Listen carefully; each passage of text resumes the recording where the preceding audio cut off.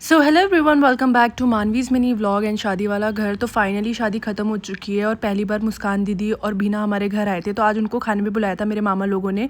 तो हम लोग फिर मामा लोगों के घर आ गए थे और पहले हम लोग सबसे छोटी वाली माईजू के घर पे गए थे। जो मामा अभी आपको दिख रहे हैं, इनके घर पर हम लोग गए थे। फिर बड़े मामा के घर गए थे, ये मेरे बड़े मामा हैं।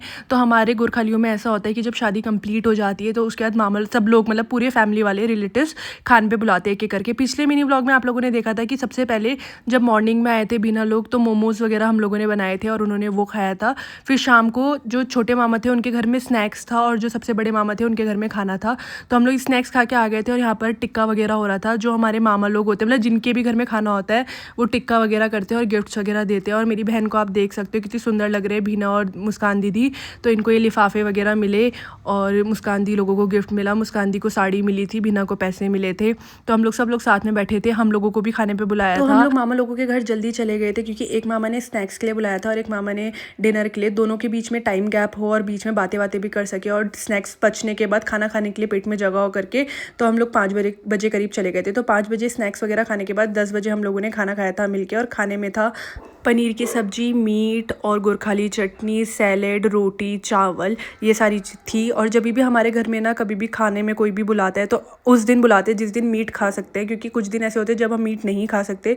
तो हमेशा जब भी खाने में बुलाते हैं तो वो वाला डे देखा जाता है जिस दिन हम मीट खाए। और सब मिल बांट के, हम रायता भी था, बूंदी का रायता, मुझे इतना नहीं पसंद। तो अभी पहले भीना लोग खा रहे थे और मामा लोग मिलकर खा रहे थे और खाना बहुत ज़्यादा टेस्टी हो रहा था। क्योंकि ये जो मेरी सबसे बड़ी वाली माईजू है, उनके जो हस्बैंड है वो शेफ़ हैं और माईजू भी बहुत अच्छा खाना बनाती है। और बहुत मज़ा आया खाना खाने के बाद। और हम लोग बैठ के बातें वगैरह कर रहे थे। यहाँ पर मामा लोग बैठे हुए थे, मैं और बाकी के कज़न दूसरी जगह बैठे हुए थे।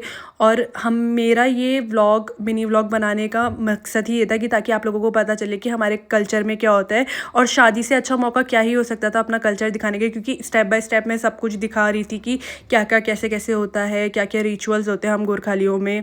तो शादी का पूरा दिखाया। जिसने मेरे मिनी व्लॉग नहीं देखे अभी तक वो जाके देख सकता है सारे सीरीज़ मिनी व्लॉग के। और यहाँ पर मैं भी खाना खाने बैठ गई थी, आप देख सकते हो। मैं हमेशा शूट करना भूल जाती हूँ और जब मैं आधा खाना खा चुकी हूँ और पूरा खिचड़ी बन जाता है मेरे उसमें थाली में, तब जाके मैं शूट करती हूँ। उसके बाद खाना वगैरह खा के ज़्यादा ही खा लिया था, फुल हो गए थे।